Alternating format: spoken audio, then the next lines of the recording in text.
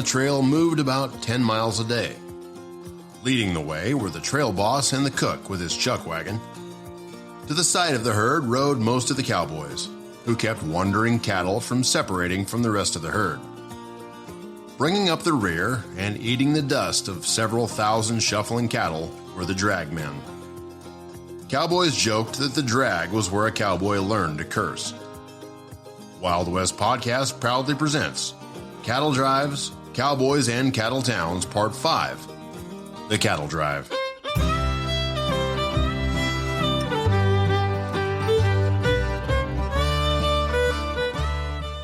A cattle drive usually started in early spring with a roundup, during which unbranded cattle were marked to confirm ownership. During the spring, nature played with the skies, plains, and soil.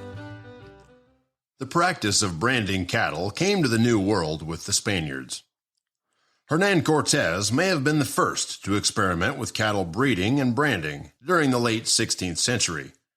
His brand of 3 Latin crosses was the first used in the Western Hemisphere in the area of modern Toluca, Mexico. In 1537, cattle raising grew, and the Crown ordered the organization of a stockmen's association called Mesta throughout New Spain. Each cattle owner had to have a different brand, and each brand had to be registered in what undoubtedly was the first brand book in the Western Hemisphere, kept in Mexico City. After the Spaniards moved north into Texas, and cattle raising developed considerably during the mid-18th century, the Crown ordered the branding of all cattle. The early Spanish brands in Texas were more generally pictographs than letters. The Spaniards chose their brands to express sentiments in beautiful ways. Soon the Texans perfected the roundup from the early cow hunts, and partly from the Mexican vaqueros, they became experts in roping. They also achieved new methods for handling herds on the trail. Each man had several horses, including one suitable for a night work. Edgar Rye describes the roundup from his book, The Quirt and the Spur. Imagine, if you can, a beautiful valley, where all the sloping hills on all sides form a natural amphitheater, and the green carpet of mesquite grass dotted here and there with dwarf-looking trees, and the whole scene is enhanced by the blue sky, where the feathery white clouds float in azure space. And in the center of this grand picture painted by the hand of nature can be seen a great herd of 10,000 head of cattle fenced in by men on horseback. A cowhand's first view of a general roundup as he rides to the top of a knoll where he could secure a good view of the scene below. A chorus of bellowing mixed with the shouts of the cowboys floated up from the valley, which made any cowhand come alive to the scene before him. When everything was ready and the cattle under the control of the herders, preparations were made to begin cutting out the different brands from the main herd and putting them in small herds under the care of the owners. This was the acknowledged right, exercised by each owner in turn, until the entire herd was cut and the cattle of the same brand separated from the other brands. To perform this task, an expert hand from each outfit was selected. He was generally well mounted on a pony trained especially for this part of the work. Thus mounted on his faithful pony, the cowboy rode into the herd among the cattle and selected one by one the cattle wearing the brand he represented. Riding behind each animal, he would, by dexterous movements of his pony, force it through the packed herd to the outer edge of the herd, and with a quick movement, start the animal on a run for a dozen yards from the main herd, when another cowboy would ride up and drive it to where the cattle in that brand were held under guard. The expert hand would again return to the herd to cut out another, and so on until all the cattle in that brand had been removed from the herd. While this process was going on, there was a cordon of cowboys formed around the entire herd. One outfit after another cut the herd until all the cattle were separated into small herds, each carrying the brand of ownership, and to be driven back to the home range. One or more of the hands belonging to each outfit carried a long whip with a short handle, which required considerable expertise to use. These whips were sometimes used in cutting out, but their principal use was driving stragglers back into the herd when on the trail. After the cattle had all been separated, they were driven off in different directions to the branding pens at each home ranch. Toward all points of the compass, the small herds could be seen, winding their way across the prairie, while now and then the distant shout of the cowboys floated on the evening air. It was a wild scene with no habitation in sight. A vast, unbroken prairie, almost weird in appearance as the shadows lengthened from the setting sun. The animated scene of an hour before was now mellowing into silence, more imposing by reason of the reaction from the exciting incidents during the day. Spring was the coming time of plenty and the joy of abundance which energized the air. There is a new warmth when the rain or shine, inviting the cowboy to take the saddle. The greenness of the grass was soon echoed by the trees, while the prairie grass promised to cover the plains for a hardy journey north. The roundup often took several weeks and involved hundreds of cowhands from neighboring ranches. In their cattle trailing, the Texas drovers developed a few methods of their own. Once the cattle were herded together and branded, the cowboys separated them into herds. At first, the cattle owners drove the herds themselves. Later, the owners hired agents to drive the cattle to market for a fee, usually $1 per head delivered to market. Large herds of more than 2,500 head of cattle went up the trail to Abilene, though many smaller herds made the journey as well. Each drive needed a foreman, a cook, and about 15 cowboys. The trail boss navigated the route and supervised the operation. Each cowboy needed 3 to 10 horses. The cowboys typically provided their own riding and camping equipment. Everyone needed to be appropriately armed against wild animals, rustlers, and Indians. With this labor force and capital for the horses, the chuck wagon, and the food, the drive could accommodate about 1,500 cattle and potentially up to twice that number, which would fetch a total revenue of $50,000 or more once they reached the stockyards of Dodge City or Abilene and had been fattened up. The longhorns were used to living on grass, and usually they could find enough along the trail. However, even though the herds were forbidden, they would sometimes be stopped for a day or two to fatten on lush grass in the Indian Territory. The herd was strung out on the trail, perhaps for half a mile, to avoid crowding and consequent overheating. 2 trusted cowhands rode in the lead, one on each side as pointers. Behind them, at intervals, rode the swingmen and the flank riders to keep the cattle in order. In the dusty rear were the unveined dragmen to prod the laggards. Individual cattle tended to support about the same positions in the strung-out herd. Scouts rode in front of the herd to select the best route. The path would vary, depending on the availability of water and grass. It also relies on the year's season and how many herds had passed over the ground that year. Despite minor changes in the course, the herd always traveled north. Scouts also alerted the trail boss to dangers, such as bad weather, hostile Native Americans, and outlaws. The trail boss had complete authority over all the cowhands and other employees on the trail. In his book, Cattle Trade of the West and Southwest, Joseph McCoy describes the cattle herding along the trail. It should be noted that in 1869, the chuck wagon had yet to be invented.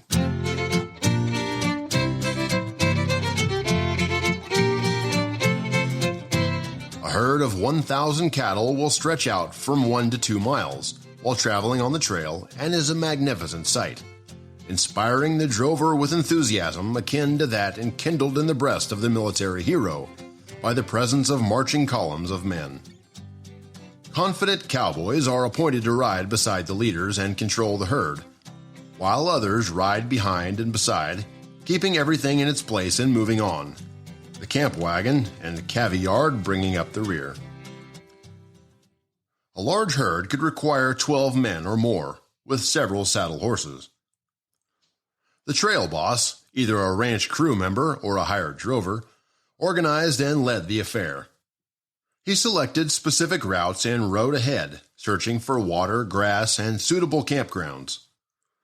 The cook and his chuck wagon also moved forward with the herds to ensure the meals and ink-black coffee was ready when the cowboys settled in for the evening. To protect and guide cattle along the trail, cowboys took the role of point men, swing men, flankers, and drag men around the moving herds. Each cowhand had specific duties. Several highly skilled cowhands known as pointers, also called point rider or lead rider, rode at the side of the lead cattle to direct the herd. The point man, who rides near the front of the herd, determines the direction, controls the speed, and gives the cattle something to follow. Larger herds sometimes necessitate the use of two-point men. A privileged position on the drive, this job is reserved for more experienced hands who know the country through which they are traveling. Flankers who rode beside the herd kept the cattle from straying too far. The flank riders rode near the rear about two-thirds of the way back. Their role is to back the swing riders up and keep the cattle bunched, preventing the back of the herd from fanning out. Other cowhands rode in the rear or drag position to keep cattle from straying behind. The drag riders keep the herd moving, pushing the slower animals forward. Because of the exhausting work and insufferable dust, this unpleasant job is typically reserved for green cowboys. Swing riders rode closely along each side of the herd, about a third of the way back from the point rider. Their responsibility is to keep the herd together, and they are constantly looking for any animals that might try to break away. They are also instrumental in backing up the point riders as the herd turns. If the point man leaves his position, a swing rider will ride in his stead until he returns. Wranglers took care of the extra horses. Each cowhand took along several horses. The men would switch horses a few times a day to keep the horses from tiring. The wrangler is responsible for caring for the drive's remuda, ensuring the horses are fed and doctored. He typically drives the horses with his wagon, as his secondary duties include helping the cook rustle firewood, unhook the team, or any other odd jobs around the camp. Pumphrey of San Antonio wrote the following about how he felt during his time in the saddle during a cattle drive.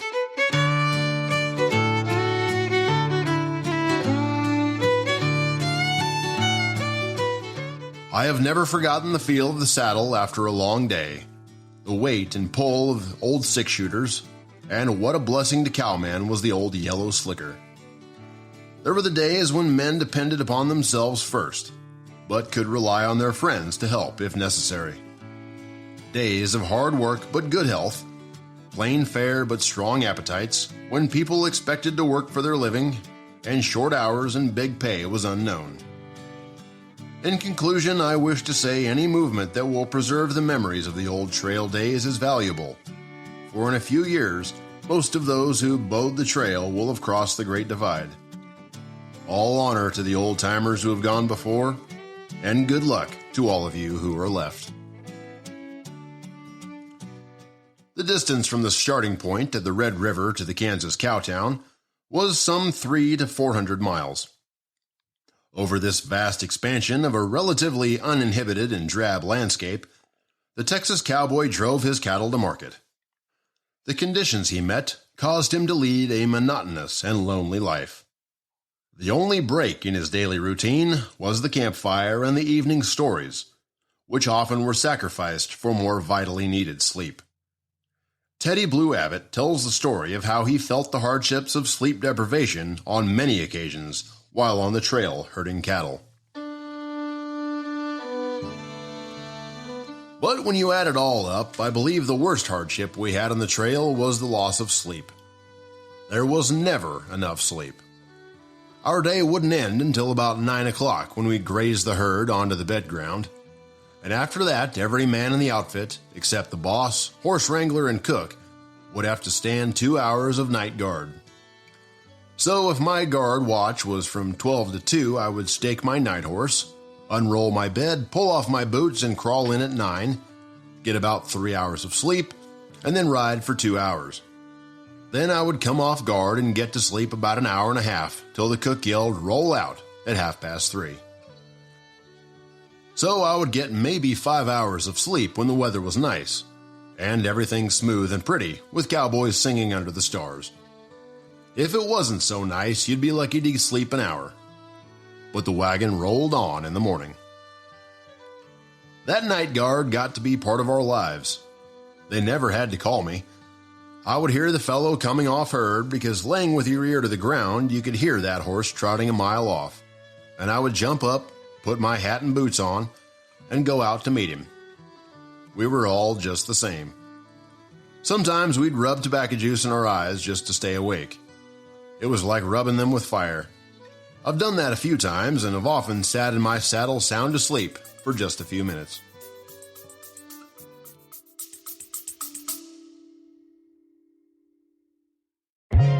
Are you looking for a podcast where you can get a big dose of hope in just 30 minutes? I'm Soraya Diasi-Kofelt, the host of the podcast Be Convinced, where I share life-changing stories of hope that will encourage and empower you.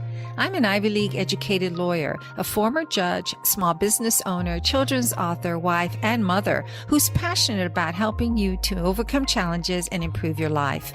Because of my diverse education and life experiences, I bring to you a wide variety of guests who share their heartfelt, life-changing stories of hope to inspire and motivate you. Please join me on this motivational journey and be convinced that there is a better future.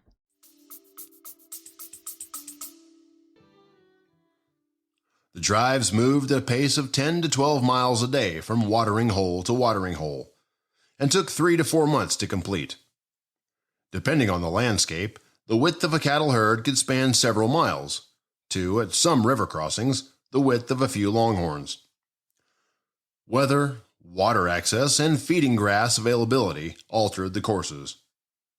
The following is from We Pointed Them North, Recollections of a Cowpuncher by E.C. Abbott and Helena H. Smith. Even in the daytime, those deep coulees, dry creeks, could open up all at once in front of you, before you had a chance to see where you were going. And at night, it was something awful if you'd stop and think about it, which none of them ever did. If a storm came along and the cattle started running, you'd hear that low rumbling noise along the ground, and the men on herd wouldn't need to come in and tell you. You'd know. Then you'd jump on your horse and get out there in the lead, trying to head them off and get them into a mill before they scattered to hell and gone. The cowboys would attempt to make the cattle run in an ever-tightening circle until they could no longer move. It was riding in a dead run in the dark, with cut banks and prairie dog holes all around you in a shallow grave. Each day was like every other day. Each new scene and repetition of the locations already witnessed that being adrift on the prairie was similar to being out at sea, leaving a vague, confusing impression. After a few days of the march, a spirit of depression was often noticeable in the entire outfit. Contributing to a cattle drive's outfit of confusion was the lack of sleep and facing the constant challenges of abrupt movements Mother Nature offered on the prairie, including thunderstorms causing stampedes. Hiram G. Craig of Brenham, in his memoirs entitled Days Gone By, writes in The Trail Drivers of Texas of his experience surviving a stampede caused by a thunderstorm. After midnight, as I rode into camp to wake up the second relief, I noticed an approaching storm cloud in the northwest. And before the boys could saddle their horses and get around the herd, it was thunder, lightning, and a downpour of rain, all in one. The herd started drifting south, and there was no way to hold them. They did not stampede, but kept moving. And as it was very dark, we could only see them by the flashes of lightning and drift with them. We must have traveled some 3 or 4 miles when I called to my brother to ask what had become of the other 2 boys. He said they had found a tree and had climbed up in it. We had not heard a sound from them since leaving camp. I knew the man near me was my brother by his voice, as he was always in the habit of singing and talking to the cattle to quiet them. In a stampede, there are no road laws. Everything in its path must clear out or get run over. After a few minutes of silence, my brother called out, "Everybody look out! Trouble ahead! My horse won't go any further." A flash of lightning revealed the banks of the Guadalupe River, the cause of the horses refusing to go further. We worked our way back through the cattle, as the river would hold the cattle at this end, and waited for daylight. We found that we had drifted 7 miles during the latter part of the night, and just the two of us in charge of the whole herd. After the Chisholm Trail crossed the Red River and entered Indian Territory, the country's terrain changed somewhat. Most Texans had never seen such beautiful rolling hills covered with rich prairie grasses. Wild horses, deer, antelope, turkeys, prairie chickens, wolves, and buffaloes were seen along the trail. Some hunters and trappers were also in the territory. Many prairie dogs were found in this section of the country. Often the cowboys had never seen them before. They were a source of great amusement and helped to break the monotony of the long days. The men would listen to their chatter and talk back to them. Caution had to be taken to keep the horses from stepping into prairie dog holes and crippling themselves.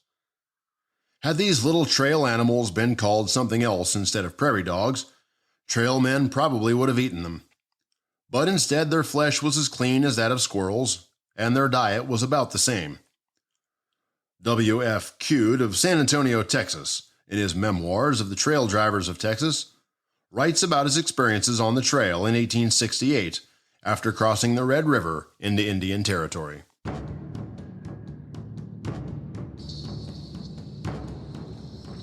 My first trip to Kansas was in the year 1868. I went then by the name of Forehand and C. Cockerell. The cattle were steers, 600 in number, and we gathered them near Cistern Post Office in Bastrop County. There were 8 hands beside the owners and the cook. After we passed Dallas, lightning struck the boys in camp, killing 1, and 3 others were so badly burned that one of them quit, so we only had 6 all the way to Kansas. We were told by the citizens of Dallas that we would reach the Chisholm Trail a few miles north of Dallas, and we followed it through Fort Worth, a small town, and through the Chickasaw Nation on to Wichita, Kansas, and thence to Solomon City on the Kansas Pacific Railroad, 9 miles west of Abilene. There were but few settlements on the way after we passed Dallas, and when we reached the settlements in Kansas, we were all joyful again. We passed through many prairie dog towns and over rattlesnake dens, and lost only 1 horse from a rattlesnake bite. Many kinds of wild animals were to be seen along the way, such as antelope, elk, and buffalo, and we killed 1 buffalo calf and brought it into camp, though I did not like the meat as well as that of our cattle. The country was one vast stretch of rich land, no timber except on creeks or rivers, and when we came in sight of timber, we knew that there would be water. In some instances, we had to haul our wood to cook with, but generally we would have to gather buffalo chips, dry dung, for that purpose. Driving a herd of cattle across prairies was hard, dangerous work, for the terrain was difficult and the cattle would get spooked and stampede at any time. The difficulties increased when the cowboys crossed lands controlled by hostile Native American tribes or patrolled by cattle rustlers. J.B. Pumphrey of Taylor, Texas, wrote about Indian troubles in his chapter on experience on the trail. In 1873, I made another trip to Kansas with W.T. Avery. On this trip, just north of the Arkansas River, we had another experience that I think is worth relating. There were about 4 to 5 big herds camped near together, and we had a very severe storm. Consequently, our herds were badly mixed, and it took us all the following day to separate them, each fellow getting his own cattle. After we had separated the cattle, we counted ours, and found that we were about 15 head of cattle short. So, Mr. Avery and myself and one other man that we could rely on made a circle around where the cattle were lost to see if we could find the trail where they had gone off. We finally found the trail and followed it for 10 or 15 miles when my horse was bitten by a rattlesnake, and of course we knew it would not do to attempt to go further on a snake-bitten horse. So we retraced our steps to the camp, finally getting the snake-bitten horse into the camp about 12 o'clock at night. During the absence, some of the neighbors told the bosses that we had been killed by the Osage Indians, and our men, of course, all thought we had been killed until we arrived at camp, or else we would not have stayed out so late. Early the next morning, we reported to our foreman, telling him that we had found the trail and that they were being driven off by the Indians. So he reinforced our party by one man and sent us off again to see if we could find the cattle. We did not lose much time in following the cattle, but as they had 2 days of the start of us, we were never able to overtake them, which was perhaps a good thing, as we were poorly armed and perhaps would have been 3 men against 10 or 15 Indians. Despite such problems, many of the cowboys found real pleasure in the independence and camaraderie of life on the trail, not to mention the rip-roaring fun they had once they arrived in town. With pockets full of money and eagerness for excitement, cowboys helped create the Wild West that is celebrated in films and fiction. The following is what C.H. Rust of San Angelo, Texas wrote about the Old Cow Trail.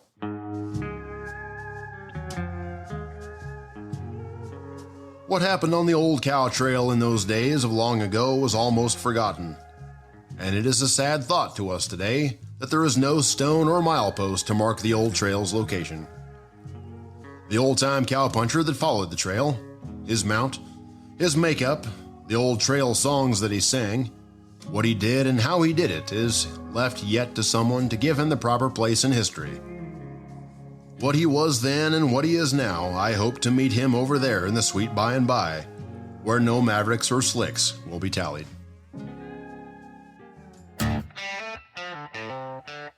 That's it for now.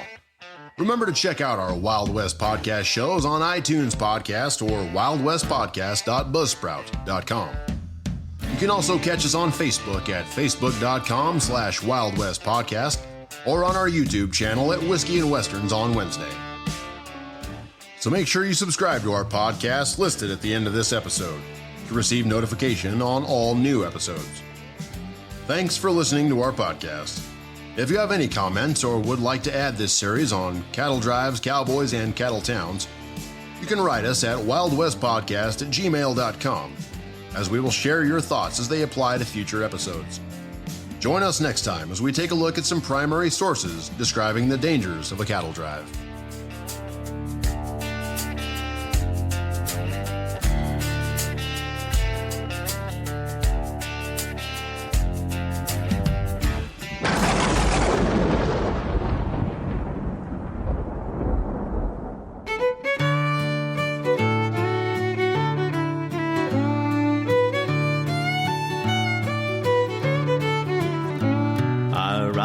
An old paint, I lead an old hand.